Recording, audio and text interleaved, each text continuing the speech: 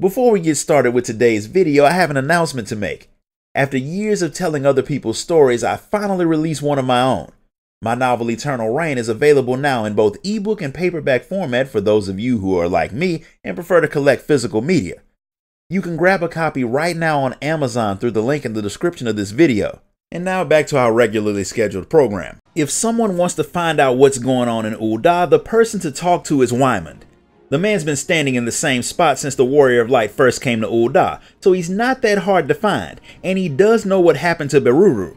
She had come to Ul'dah about 6 months ago with 8 of Jantalak's paintings, and she was trying to sell them. It didn't take long for her to accomplish that, and she used the money to buy herself a burial spot in the ossuary. It's really expensive getting buried in Ul'dah, but those paintings sold for a lot of money, so she had plenty to pay for her spot in full.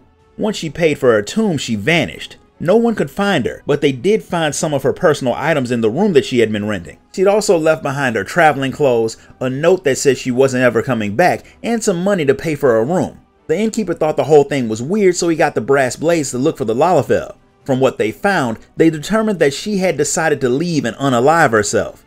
It's starting to seem like she really is gone, but the only way to know for sure is to go to her grave and see her body. Even though it may not be a pleasant experience, Kupopo races off to talk to the priest so he can see his friend's corpse, and the Warrior of Light follows him. The priest isn't exactly open to the idea of letting someone open the coffin of someone who's not their relative. In a world full of necromancers and all other types of weirdos, you can't really blame him for not letting random people examine bodies, and he's too busy to waste a whole lot of time on talking to you about it either. Ul'dah doesn't have a lot of space for the dead, so they've been digging so they can expand one of the burial chambers. While they were digging, they hit some unmarked ruins and let out a lot of zombies. Kupopo offers to deal with the things as a part of your Pictomancer duties, and the priest is all too happy to accept your help. Once you've dealt with the undead and the priest has had more time to talk to the Moogle, he accepts the fact that Kupopo and Beruru were close enough to be family, and he decides to open the coffin for him. The coffin's not empty, but there's no body inside either. All that's there is Jantalak's last painting of a place called the Ephemeral Palace. The priest knew that once you saw what was in the coffin, you'd have a lot of questions, so he tells you everything that he knows. Beruru had come to see them a while back wanting to buy a tomb and have it prepared for use immediately. Since she made a nice donation, they got one ready for her immediately. After it was ready, she asked for a moment alone with the grave, so everyone left. She stayed in there for so long that the priest came to check on her, but she was gone. All that was left was the painting and a note saying to put it in the tomb. They obviously followed her instructions, but they had no idea where she went. Considering the fact that there's only one way into or out of the chamber, her disappearance confused everyone. They thought she might have wandered into the lower levels, but they looked around and didn't see any signs of her.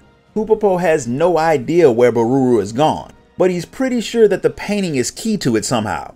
He just has to figure out what it means.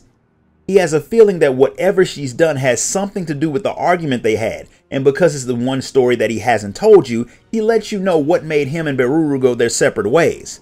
The two of them had just made it back to Limsa Lominsa after taking their one trip without Jantalak. The man was getting old, so instead of taking him on the road, they had left him in the care of some professionals. Before they headed out, Jantalak had warned Beruru not to do something that Kupopo had forgotten about until he started telling you the story. Now that he's remembered, he knows exactly where she is. She's made herself a part of the painting. The Warrior of Light has no idea what that means, but the Moogle promises to explain once you're back in the Black Shroud. He'll meet you there once he grabs the painting that Beruru had buried. The priest wasn't all that eager to give it to him, but since this is one of the weirdest situations that they've seen in a while, they decide to let him borrow it. Beruru had inherited all of Jantalak's paintings after he died, and that day had come when the two of them had come back from their trip. A monster had broken into the facility that the old Pictomancer had been staying in. He had dealt with it to protect everyone else, but the strain had been too much for him. Beruru had blamed herself, believing that if she had made it back just a day earlier, her mentor wouldn't have died. She had leaned on Kupopo for support, and in what was a very poorly timed move, he told her that she shouldn't rely on him so much, and that she should use her own strength to get through tough times. She was obviously mad that her best friend wouldn't be her emotional sponge in such a traumatizing time, and she had stormed off with Jantalak's paintings after that. Kupopo couldn't figure out where she'd gone, but now he knows. Beruru was such a powerful Pictomancer that she wasn't limited in which thoughts she could bring to life. And she wasn't limited to just creating things. She could rewrite already living things.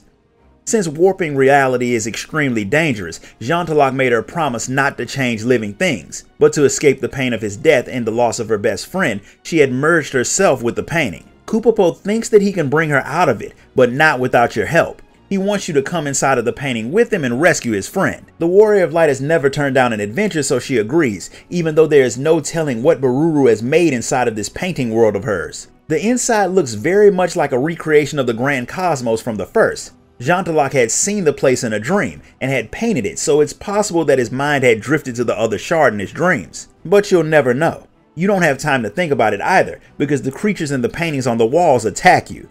They are all images of things Boruru had seen on her adventures, and they aren't all that friendly. Once you've put them down, you find the Lalafell sitting on a throne not really paying attention to anything, while talking about how her master died because of her. Kupopo goes to talk some sense into his friend, but a manifestation of Dawntrail appears to block his way. The creation tries really hard to kill you, and he makes a good showing of it. That alone is proof that Boruru is way stronger than normal, because if she can summon something that strong while maintaining an entire world of her own, imagine what she could do if she was actually paying attention. Once you've put the fake Pictomancer down, Kupopo gets his friend's attention in the least tactful way possible. He yells at her and calls her an idiot.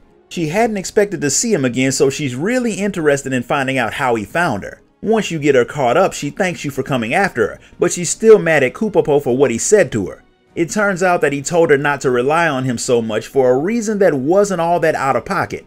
He's not real. Boruru had made him too, and he'll eventually disappear. He was the very first thing she had ever made, which adds to the fact that Boruru is extremely overpowered. Even though she has the power to create things that she needs to escape from reality, that doesn't mean she can always run away from her problems. If she can't deal with her own issues, she'll never be able to fulfill the mission of a Pictomancer and help other people. Once she accepts that, Kupopo vanishes, and the Lalafell steps out of her imagined world with you. When you're back in the real world, she lets you know that when her Moogle vanished, all of his memories came to her, so she got to experience your travels firsthand. Knowing how her friend really felt about her gives her the push she needs to continue her work as a Pictomancer and to honor the legacy of her fallen master, while hopefully making the world a better place. This concludes the story of the Pictomancer. If you enjoyed this video, be sure to like it, comment, share it, and subscribe. Grab a copy of my novel on your way out, and I'll see you all next time.